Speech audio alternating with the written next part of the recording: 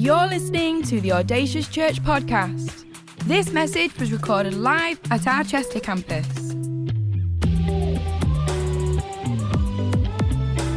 We know this is a great investment into your life, so tune in, listen up, and stay focused. For any more information, visit us online, audaciouschurch.com. I want us to look at this story today in the book of Samuel, 1 Samuel chapter 14. And really, this is a story that's familiar to most of us. It's about Jonathan and his armor bearer. It's a story of courage and faith and them refusing to settle in the midst of great opposition. They were in this place camped in Gibeah, and the Gibeah actually is a mountainous place. So in essence, when you read the Old Testament, you've got to remember it's speaking about metaphors or life principles. And so they're in a mountainous place. They're on a mountain. There's a mountain before them, mountain. In other words, it's actually synonymous with a challenge.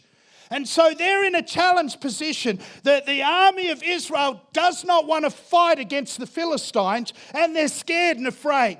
And there's obviously thousands of them, and these two men, Jonathan and his armor bearer, go, "We can't stay here.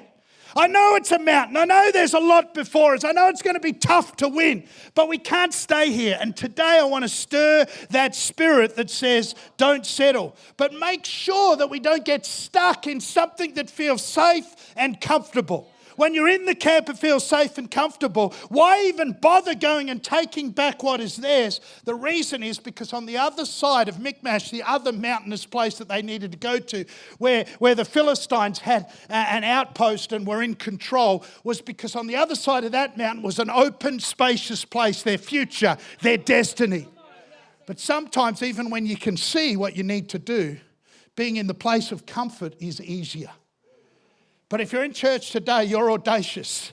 You shouldn't actually be here with a mentality that says, I want comfort. You got to get to the place where you understand that being, uncomfortable is what is our purpose, and being comfortable with it. 1 Samuel chapter 14, one day Jonathan, son of Saul, said to his young armor bearer, "Come, let us go to the Philistines." It's hot in here, sorry, excuse me. I just want to show you my guns. Or maybe my beer barrel, one of the two. Thank you. What was I saying? Yes. And so Saul said to his young armor bearer, "Come, let us go over to the Philistine outpost on the other side." But he did not tell his father. Saul was the captain of the army, and he was Jonathan's father, and he didn't want to tell him because his father would have said, "No, you can't go." So often we actually allow the voices around us to stop us doing what we're purposed to do. On each side of the pass that Jonathan intended to cross to reach the Philistine outpost was a cliff. One was called Bozez and the other was called Senna. One cliff stood to the north towards Michmash. I always tell people I love this name in the Bible because I'm a Yorkshire boy. And who knows that Yorkshire boys love their mashed potatoes. I love coming here, finding an old pub in the middle of the Dales and getting those big bangers and mash and a Yorkshire pudding with gravy and I tell you, my mum used to make them good, but nothing like when you come back to home. Jonathan said to his young armor bearer, "Come on, let us go to the outpost of those uncircumcised men. Perhaps the Lord will act in our behalf. Nothing can hinder the Lord from saving, whether by many or by few. Do all that you have in mind," his armor bearer said. I love this. He's got a leader, and it's unusual in today's society because we're taught to challenge everything. But part of the problem that we have, that everybody's challenging everything, and we're actually getting nothing done. I come to the English airport. Sorry to say, I'm an Englishman. But the English airport infrastructure has gone up in price and got more useless every time I've come. If you're in the airport commission, I apologise in advance. But part of the reason is because nobody's leading. Nobody cares. You ask people a question, my bag gets stuck, and I ask the person that says, "For any help, ask me." "Oh no, don't ask me. It does say that on my shirt, but it's not to do with baggage." I'm like, how am I supposed to discern that? the gift of the Spirit or whatever it is. But the truth is that we've got to recognize that here is the armor bearer that says, whatever you ask me to do, I'm ready. I'm here. Church, we need an army of people who say, come on, we can do this. Come on, Chester needs to know Jesus. Come on, we need to reach this region like never before. And do you have in mind, his armor bearer head said, go ahead, I am with you in heart and soul. Jonathan said, come on, then we will cross over towards them and let them see us. If they say to us, wait there until we come to you, we will say, where are you, and not go up to them. But if they say, come up to us, we will climb up. Can I just say, when God gives you a way of thinking, more often than not, it is counter to the natural. Let's take a building we can't afford. That's stupid. Maybe we should wait another 15 years till we can afford it. But if you know anything about the God we serve, he wants you to put faith on the table. Because what attracts the attention of God is people who step up in faith. Faith is the substance of things hoped for, not what we have, what we're believing for. And so when you get it in your spirit, you say it, the average person goes, what are you talking about? But people of God like you and you and you go, yes, we can do this. Surely we can. So both of them showed themselves to the Philistine outpost. Look, said the Philistines, the Hebrews are crawling out of the holes where they're hiding in. The men of the outpost shouted to Jonathan and his armor bearer, come up to us and we'll teach you a lesson. So Jonathan said to his armor bearer, climb up after me, because they said, come up. This must be God. Come up. And so Jonathan climbed up using his hands and feet with his armor bearer right behind him. The Philistines fell before Jonathan and his armor bearer followed and killed behind them. In that first attack, Jonathan and his armor bearer killed some 20 men in the area of about half an acre. Then panic struck the whole army, those in the camp and the field and those in the outpost and the raiding parties. And the ground shook. It was a panic, hear this. It wasn't a panic because these two men were so powerful. It wasn't a panic because, the army had nothing else to do. It wasn't a panic because they'd all been sleeping. It was a panic. Why? Because it was a panic sent by God. You see, when you have the faith to go beyond what the comfort says, you will actually step into a place where God shows up, because God is attracted by our faith, not by our ability. So we've got to recognize that all we need to do is hear and obey, and we can step into what God has purpose for us. But if we look at this, they were in Gibeah in their camp in the safety of numbers. But they then had to go to the camp of the, in this case of the Philistines, and they had to go to the camp of Michmash. Michmash actually means morally bankrupt. So they had to leave their safety and their comfort to a place of moral bankruptcy. We live in Chester. We live in England. We live in the world in which we live today. And if you haven't noticed, we can walk out of this place of comfort and we walk into a very moral, bankrupted society in which we live. But we don't walk into it with fear. No. We walk with that sense of, if you tell me, I will go. If you position me, I will go. We don't get consumed by what we see. We know who we are in Christ Jesus. But on the way there, they've got to go to Bozeth. On one side is the cliffs of Bozeth, and Bozeth actually simply means progressively getting worse.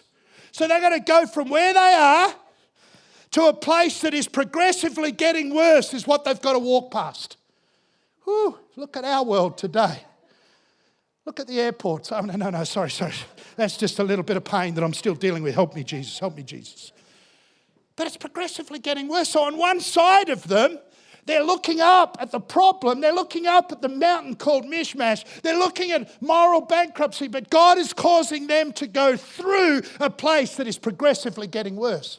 That's one side. But the other side is a place that is actually called Sennaar. Sennaar actually means difficult or complicated. So now they're going through this place where they're actually walking and they're progressing along, and it's progressively getting worse and it's getting difficult and complicated. Wow, that sounds like some of our lives. That when we decide we're going to buy a house, who knows that it always gets more difficult and complicated the day we decide we're going to do it. Who knows that when we decide we're going to build a church, it's amazing how many regulations can flag up when you actually have a conversation with the council and they tell you one thing, and it's even in their interest because this building belongs to them. So to move there, it's in their interest that they get this back and we get a... But no, because it's not about the council. It's not about what we see. We need to understand that we're going to take back what the enemy has stolen. We're going to walk through that difficult, hard place. We're going to recognise that it's progressively getting worse. But if we can take back what the enemy has stolen, moral bankruptcy, there's an open place that's waiting for us. God has it for us. So Jonathan and his armour bearer, they risked it all for great victory. What are you prepared to risk?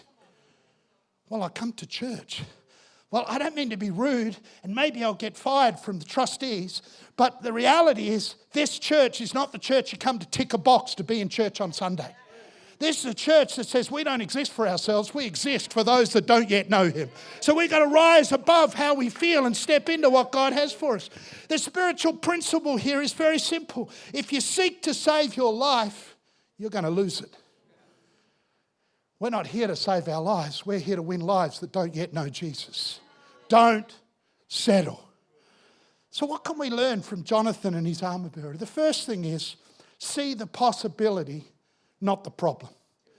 Too often we look at our challenges and we think, what can I do? We look at barriers and we say, well, maybe I'm not supposed to do it. And sometimes that may even be true.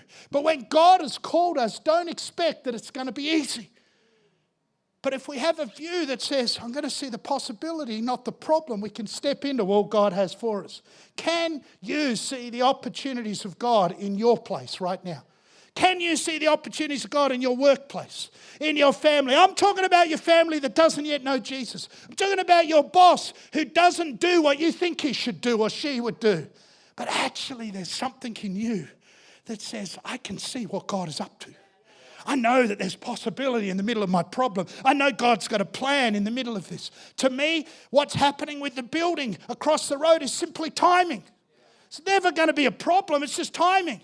So it's our possibility that we're being held back. It doesn't take God by surprise. So he's building something in us so that when we step in, we're ready for all that he has for us. It's a possibility, not a problem.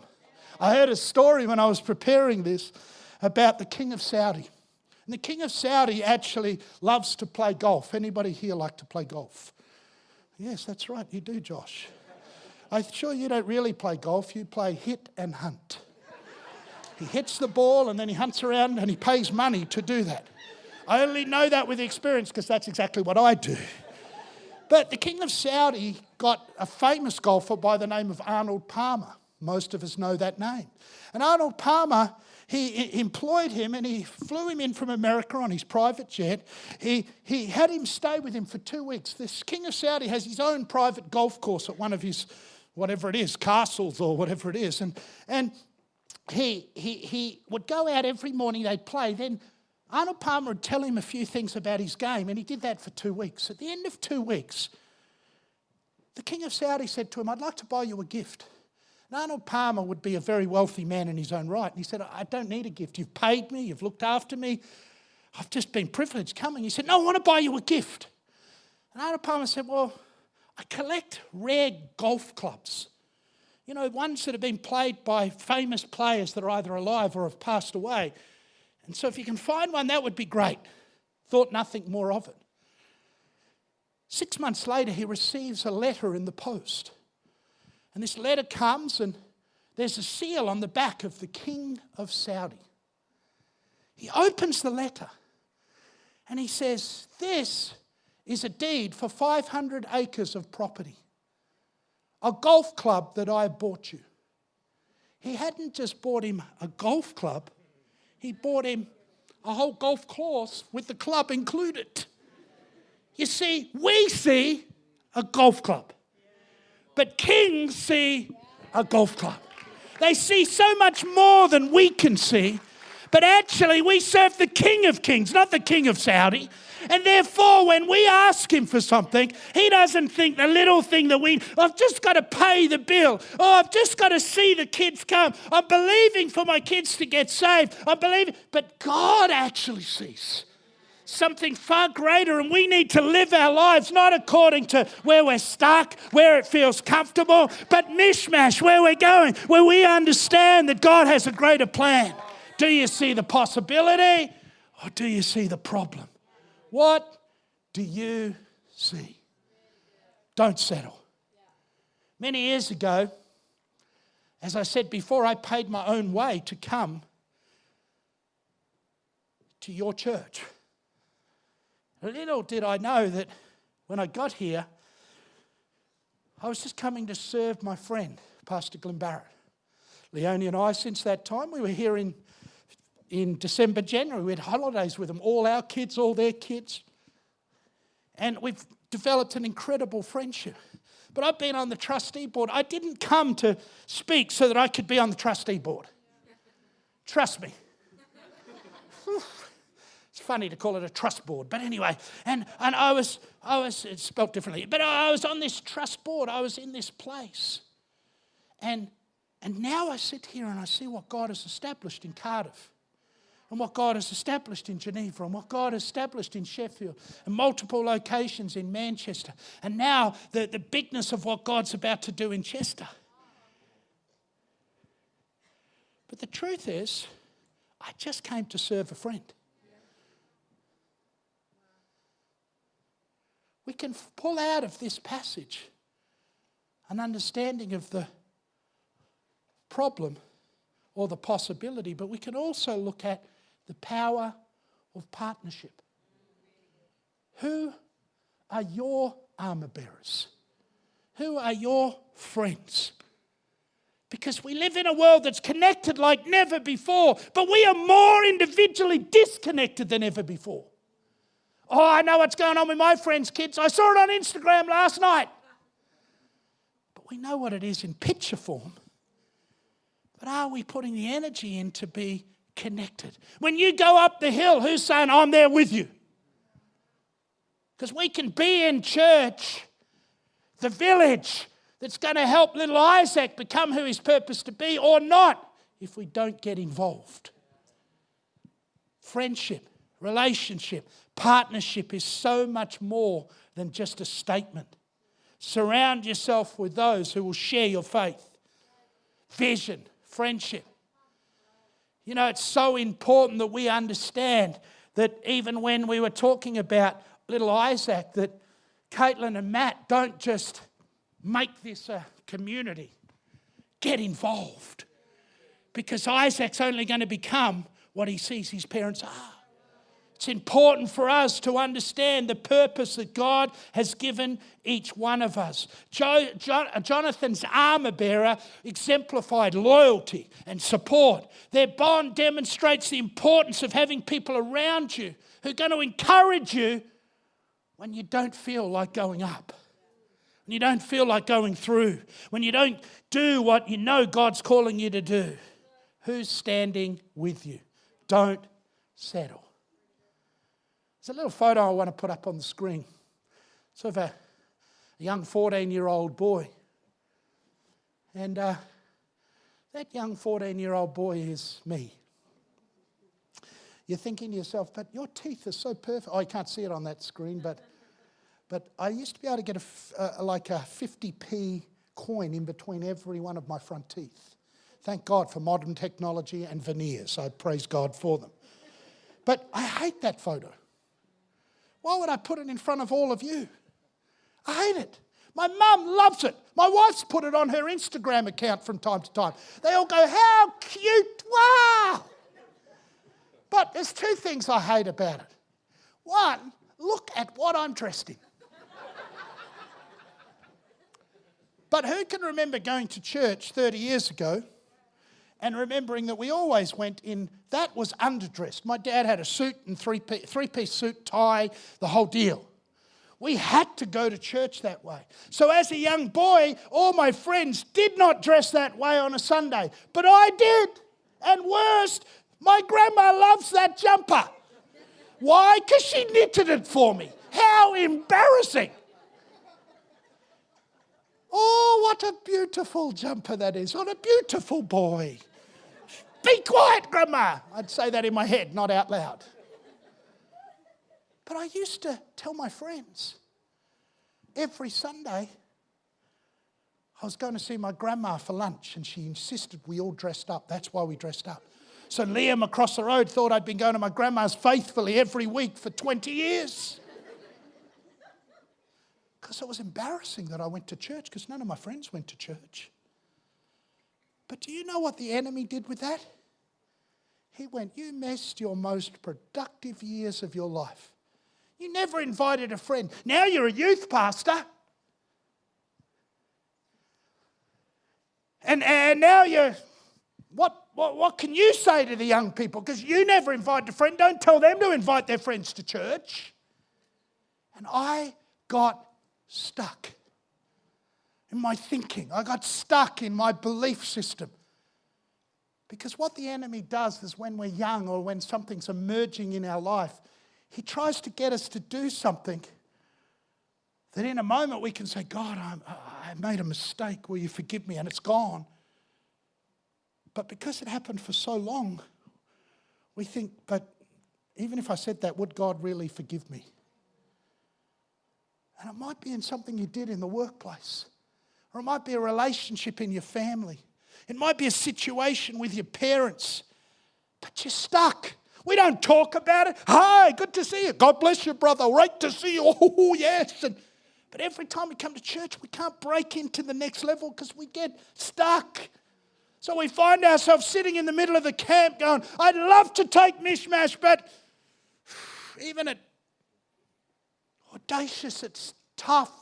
I hear all the great things that are happening. I live off what God is doing. That kids' camp was so awesome and what we're doing with young people. But internally, we want to be a part, but I'm stuck.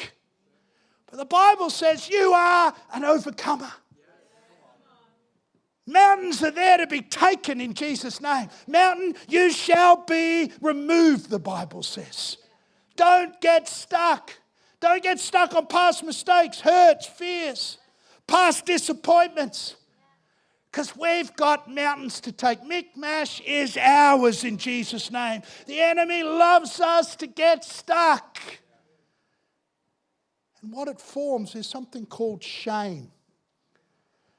And shame is something that causes us to go into the darkness. We can't talk about it. We don't know if we're right or wrong. We're consumed by it. It makes decisions that ultimately in my mind that make me make decisions that aren't the best decisions for me because I'm riddled with shame, caught in this place, trapped. But you see, that little boy that's on the screen did not talk to one of his friends about Jesus. The most potent years of his life. So when I see that photo, it reminds me of, oh, you missed the moment. But I can either get consumed with what I missed, or I can use what I missed to motivate me to never miss it again. Do you know, just in the things that we've done in the last 10 years, in the nations, Papua New Guinea and Fiji and now in South Africa and Kenya and other places, we've seen over 330,000 say yes to Jesus at our events. Mostly under the age of 25. Do you know the Planetshakers, just since the church started, has seen over 200,000 people in local church say yes to Jesus. But I can get caught on the red jumper. Or I can say, God, greater is he that is in me. It's difficult. It's tough. It feels like it's getting progressively worse, but I'm going to keep going through that passage till I get to the place and take back what the enemy has stolen. Musicians, you can come. In the circus, they get an elephant. And elephants, if you've never encountered one, are big.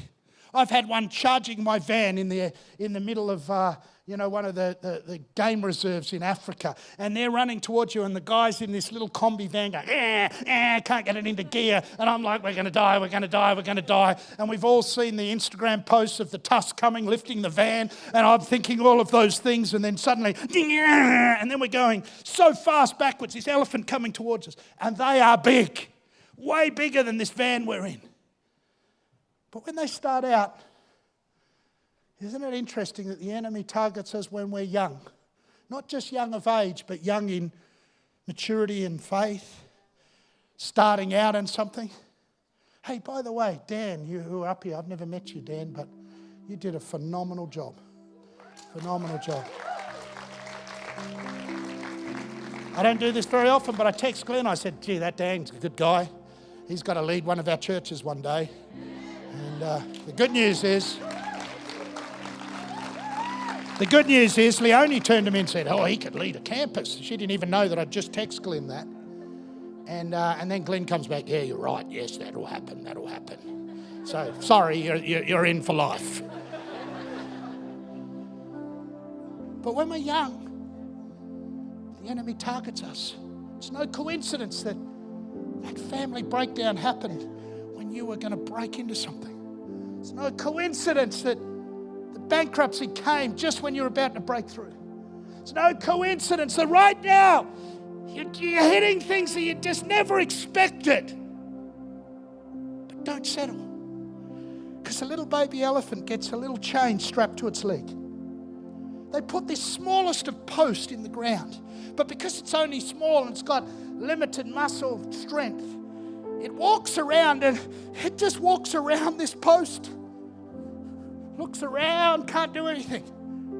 5 years goes by, it walks around. 10 years go, suddenly it's bigger than the combi van. Its strength could literally take that post out in an instant.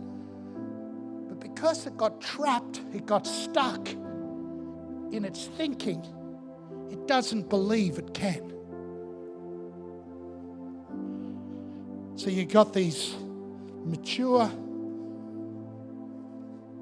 animals walking around thinking they can't.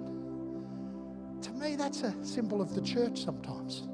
Not in all areas, but in small areas in our lives. We're stuck. I don't want to settle. I want to take Big Mash, but I'm comfortable being comfortable. I don't want to be uncomfortable. But you know, an elephant of that size could literally just go like that. And they're free. But let's put that into the spiritual. We've got a Father in heaven, the King of Kings, who wants to give you a club, not a club. But we're locked. And today, He wants you to understand that He sent His Son to die on a cross so that you could have shame off you. Doesn't matter whether you've spoken about it or you haven't, you've felt powerless, you've felt trapped, you're comfortable, but you're actually feeling uncomfortable because you are so comfortable. It's no coincidence. I felt like Mary Street, like I feel like I'm standing right here today and there's a building across the road, because it's not about the building. It's about the immature little baby that's growing up. Chester campus. Time to get off. But it doesn't start with us, it starts with you. Shame off you. And it may be the smallest little thing, but I want to tell you, do you see the problem or do you see the possibility? Because He's waiting for you. And then when we recognize that we are a village, there's partners all around us. Come on, we can do this. Surely we can. You are an overcomer. You are an overcomer. You are an overcomer.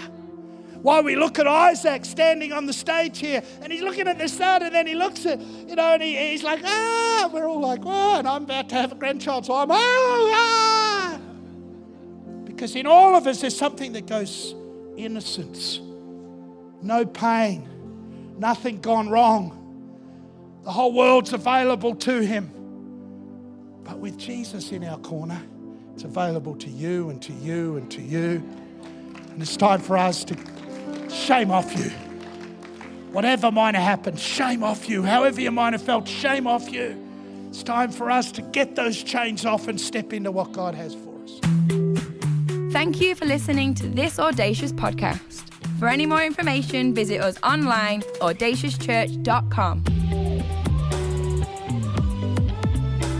We'd love for you to join us at one of our campuses, Manchester, Chester, or online, every Sunday, 10 a.m. and 12 p.m.